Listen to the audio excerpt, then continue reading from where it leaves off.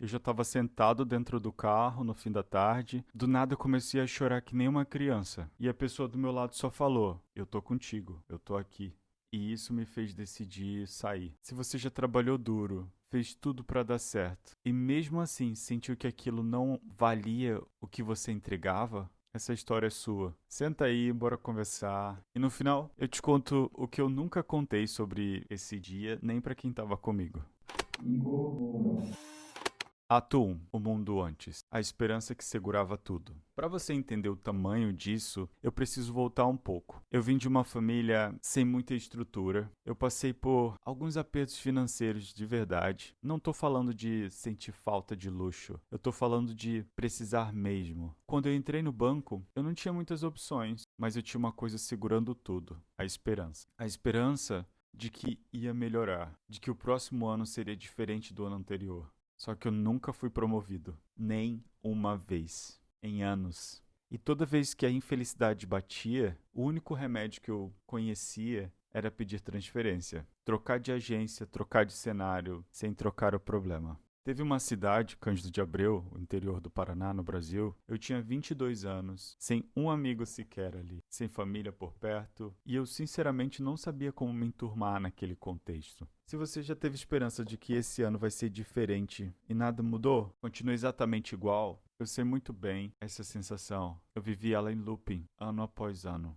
E olha que em Cândido de Abreu, nem foi a parte que mais me machucou. Teve uma coisa pior: o trabalho. Aos poucos, começou a me transformar em outra pessoa. Antes do banco, eu já tinha passado por call center 2 vezes, numa operadora de internet e TV. Eu vendia upgrade de conta. Isso pelo menos era uma vantagem para o cliente. E eu conseguia acreditar no que eu falava. Na outra, uma empresa de telefonia, era cobrança. A cobrança é outra história. É gritos, é xingamento, é gente descontando toda a raiva da vida inteira em cima de quem só tá ali tentando fazer o trabalho. Teve um dia que uma cliente gritou comigo do outro lado da linha e eu simplesmente encerrei dizendo: "Por falta de comunicação, encerra a ligação." Uma gerente flagrou essa ligação e naquele exato momento eu jurei uma coisa para mim mesmo: eu nunca mais trabalho com call center. Só que o banco também virou um call center. A diferença é que era com crachá, com uma roupa legal, mas call center do mesmo jeito. Eu recebia listas de números aleatórios que eram mal filtrados e eu tinha que ligar para aquelas pessoas até 3 vezes por dia, dependendo do fluxo de pessoas dentro da agência e da quantidade de pressão que a gente tinha. Eu sentia de verdade que eu tinha virado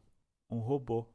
E para piorar, o meu sotaque não era local, então aumentava a desconfiança dos clientes. Na época em que golpe por telefone já bastava para qualquer um desligar na sua cara. Eu não escolhi ser um robô, eu fui virando um ligação após ligação. E eu tinha uma coisa que eu não conseguia resolver dentro de mim. Para empurrar um produto que eu sabia que não era certo para aquela pessoa, eu precisava conseguir desligar completamente disso. E eu não conseguia. Eu gostava de orientar, de resolver problema de verdade, de explicar direitinho. Isso eu fazia bem. Mas quando a meta pedia que eu empurrasse o que não servia, eu travava. Tinha um produto, título de capitalização, que na prática é uma poupança forçada com sorteio. Na minha visão, não cobre a inflação e se você precisasse tirar esse dinheiro antes do prazo, você perdia. Para mim, aquilo não era investimento, era jogo. Mas a meta do mês exigia que eu vendesse aquilo como se fosse. Eu não conseguia chamar aquilo de investimento na cara de alguém. E eu também não conseguiria empurrar sabendo que um mês depois, aquela pessoa que eu tinha vendido ia voltar na minha mesa se sentindo enganada. Tem uma pergunta incômoda aí. Quantas vezes você já fingiu acreditar em alguma coisa só para bater uma meta? Isso tem um preço. Trocar moral por número. E o preço sempre vem depois. E foi bem nesse ponto que uma sensação começou a crescer dentro de mim. Uma sensação que eu não conseguia empurrar para debaixo do tapete.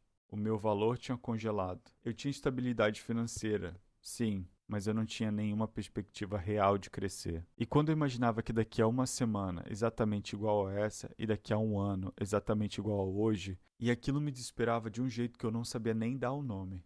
Ato 2, a travessia. A crise que não cabia mais dentro de mim. Foi no final de tarde, dentro do carro, com uma pessoa muito importante para mim do lado. A gente só estava conversando sobre o futuro, nada dramático, nada preparado. E quando eu comecei a pensar nas minhas perspectivas profissionais, veio a tristeza, que eu simplesmente não conseguia superar. Eu chorei que nem uma criança, do nada, sem aviso nenhum. Não era só o cansaço, era a frustração de ter investido todo o esforço, tanto talento e não senti nenhuma satisfação em troca. Era medo também, porque o próximo passo lógico, virar gerente, significava lidar com dinheiro de verdade, com risco e empurrar para outras pessoas o que não combinava com o perfil delas. Um passo à frente na carreira, um passo para dentro de algo que eu já sabia. No fundo, não era para mim. E a pessoa do meu lado só disse que estaria ali, que me ajudaria se eu precisasse. E foi isso, foi o empurrão final que faltava. Você provavelmente acha que chorar do nada, sem motivo aparente, é um exagero. Eu também achava. Até acontecer comigo, dentro de um carro, num lugar tão aleatório quanto esse aqui. Depois daquele choro no carro, eu passei um tempo preso entre dois medos.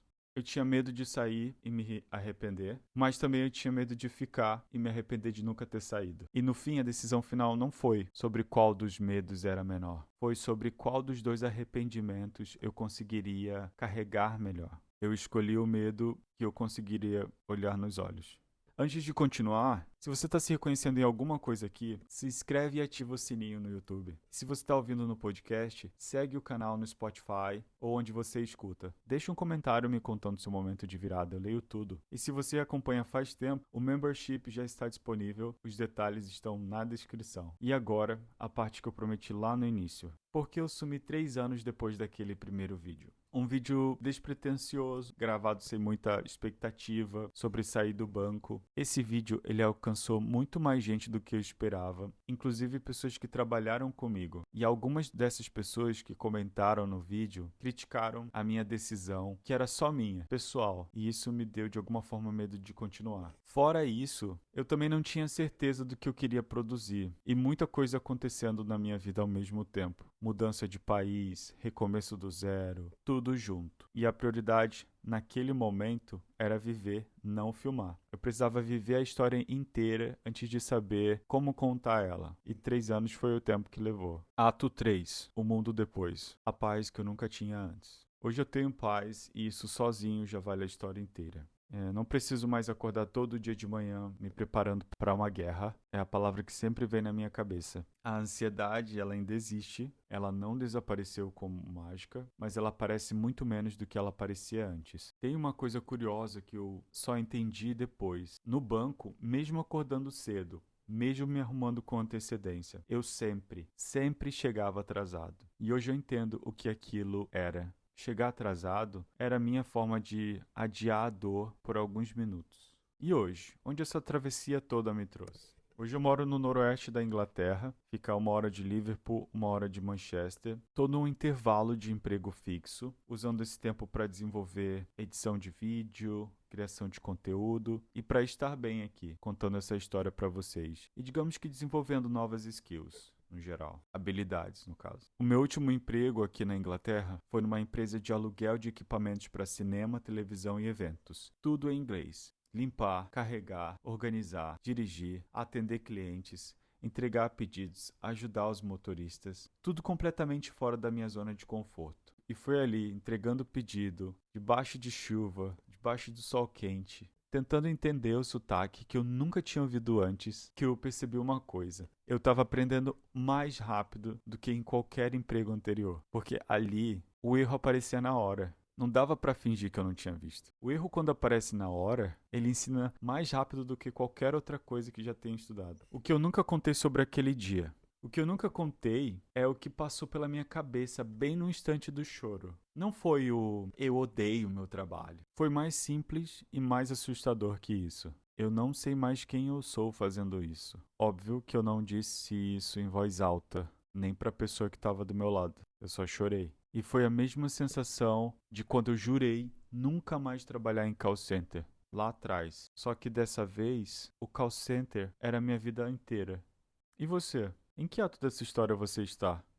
No ato 1, segurando a esperança? Já no ato 2, com a crise batendo? Me fala aí, comenta aqui. Eu leio tudo. Deixa eu ver o seu ponto de vista. Deixa eu saber um pouco mais sobre você também. Na próxima quinta, eu te mostro como eu sei hoje diferenciar uma fase ruim de um sinal de que é hora de sair de verdade. Porque essa pergunta me persegue até hoje. Mais uma vez, obrigado pela sua companhia e a gente continua.